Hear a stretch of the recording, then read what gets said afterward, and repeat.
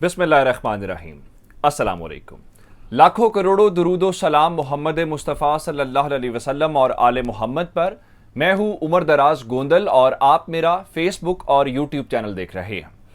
इमरान खान को इस पूरे सिस्टम से निकालने की जितनी ये पूरा सिस्टम कोशिश कर रहा है, इमरान खान को कहीं ना कहीं से मदद आन पहुंचती है। कोई ना कोई चीज ऐसी हो जाती है जो इन सब के पूरे प्लान्स के ऊपर पानी फेर देती है।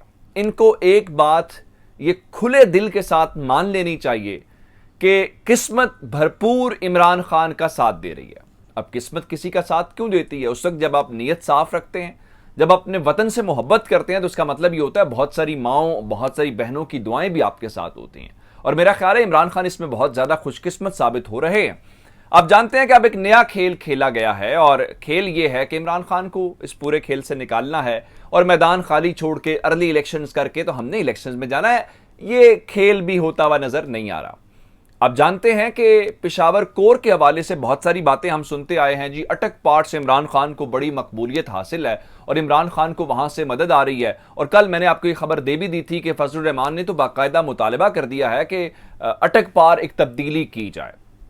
और जाहिर बात है उनको ये लगता है कि इलेक्शंस के अंदर वहां से मुदाखलत हुई है। हालांकि वो कोर कहां, इलेक्शंस पंजाब के अंदर हुए, फिर काजी सुप्रीम कोर्ट के फैसले के अंदर मुदाखलत हुई है। हालांकि असद उमर साहब ये बता रहे हैं कि वो अपने कारकुनों से मिल के आए हैं और उनके कारकुनों ने बताया है कि 17 जुलाई को जिस तरह उनको हराने की कोशिश की गई, उनके पास ऐसे सबूत हैं कि बहुत सारी ताकतें न्यूट्रल नहीं थी और उनको तमाम तर हरबे उनके खिलाफ इस्तेमाल हुए, उसके बावजूद वो जीत गए।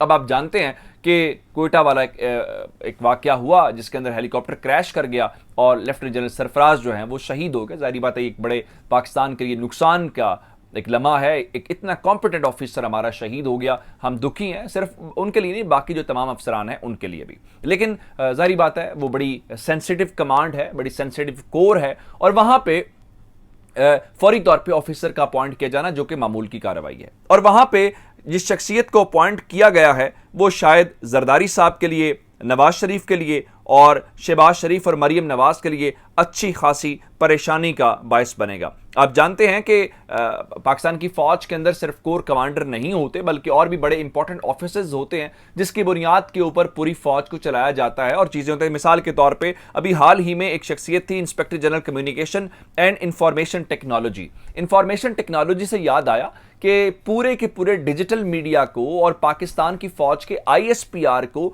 एक नया रंग दिया गया, इतना रंग दिया गया, यानी उसको इस तरह से जदीद जो मयार हैं उसके ऊपर उसको इस्टेब्लिश किया गया कि जब फरवरी वाला वाकया इंडिया के साथ हुआ तो उस दौरान इंडियन जर्नल, इंडियन मीडिया खुद मानने के ऊपर मजबूर हो गया कि ISPR ने उनको आउट क्लास कर दिया। अब मेरा ख्याल है आपको मजीद बताने की जरूरत नहीं है और वो इसलिए कि एक शख्सियत अपॉइंट हुई है, उसका नाम जनरल आसिफ गफूर है, लेफ्टिनेंट जनरल है और वो यहां पे IG communication and information technology के तौर पे GHQ में काम कर रहे थे। मैं आपको एक तस्वीर दिखाता हूं, उसके बाद आगे चलते हैं। यह तस्वीर आप देख रहे हैं कि जिसके अंदर जनरल फैज हमीद हैं और जनरल आसिफ गफूर दोनों दिखाई दे रहे हैं। अब ये दोनों शख्सियात किसी तारुफ की मोहताज नहीं है। इन दोनों शख्सियात का दो कोर्स को कमांड करना पाकिस्तान के लिए एक बहुत बड़ी बात है और मेरे ख्याल से इमरान खान भी वतन से उतनी ही मोहब्बत करते हैं जितनी पाकिस्तान के ये अफसरान करते हैं। बाकी तमाम अफसरान के भी ऊपर भी कोई शक नहीं है, लेकिन इन दो अफसरान का अहम पोस्टों के ऊपर, यानी दोनों बॉर्डर्स लगते हैं अफगानिस्तान के अंदर और ये जो पूरे का पूरा सिलसिला है उनको एक जानब जनरल फैज हमीद है और दूसरी जानब जनरल आसिफ गफूर हैं, उनके पास कमांड। अब परेशानी क्या है?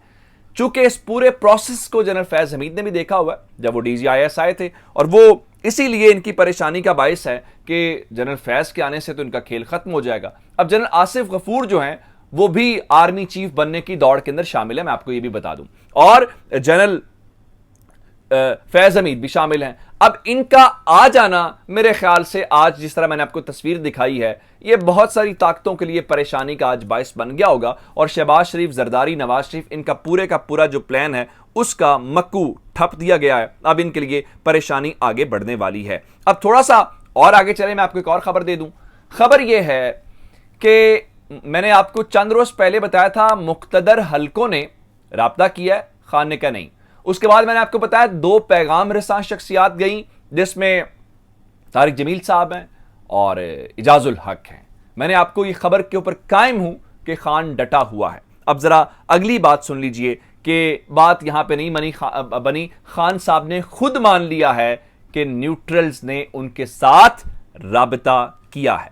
लेकिन मैं आपको एक और बात बता दूं, लाइन कट गई है। अब आप कहेंगे लाइन कटने का क्या मतलब है, जरा सुन लीजिए। खान साहब कह रहे हैं जी बात करने को तैयार हूं, लेकिन कुछ शराइत हैं। पहली शर्त, कौमी असेंबली में वापस नहीं जाऊंगा, यह सवाल ही पैदा नहीं होता। दूसरी सुन लीजिए, हुकूमत इलेक्शन की तारीख का ऐलान करे, इलेक्शन की तारीख का आप ऐलान करें और हम बातचीत के लिए तैयार हैं। यानी इसके अलावा और कोई रास्ता नहीं है, आप इधर से बात आए और उधर से। और फिर उनका ये जो आपको खेल से बाहर करने का शौक चढ़ा हुआ है ना, ये पूरा कर लें, हमें डर नहीं है। उसकी वजह यह कि अवाम हमारे साथ है, यही इमरान खान की सबसे बड़ी मजबूती है। और फिर खौफ इतना ज्यादा है कि 2 मुसलसल गुज़श्ता जो दिन गुजरे हैं, पीडीएम का इजलास हुआ जिसमें फैसला किया गया अगले 48 घंटों में रेफरेंस दायर करो, और ये किया गया वो किया गया।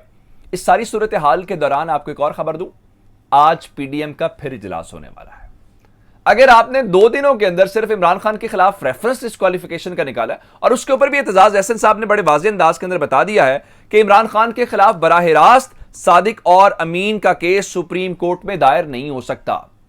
आप अपने कानूनी मशीर बदलिए, आप इंतकाम की आग में जल रहे हैं, आपको समझ नहीं आ रही, हवाएं आपके खिलाफ हैं, अवाम आपके साथ नहीं है, और जिसको आप गिराना चाहते हैं उसको आप गिरा नहीं सकते, अवाम उसके साथ है। अब यह है असल केस जिसकी वजह से परेशानी का सामना है। अब ये मनाजिर देखने के बाद एक और कोशिश की गई। कल रात को तहरीक इंसाफ के खैबर पख्तूनख्वा के रुकनी असेंबली को लॉन्च किया गया, और इंजीनियर फहीम ने बताया कि इमरान खान जो कहते हैं वो करते नहीं हैं। उन्होंने कहा था कि मैं इदारों को मजबूत कर दूंगा, इदारे तबाह हो गए। ये कैसा खैबर पख्तूनख्वा है?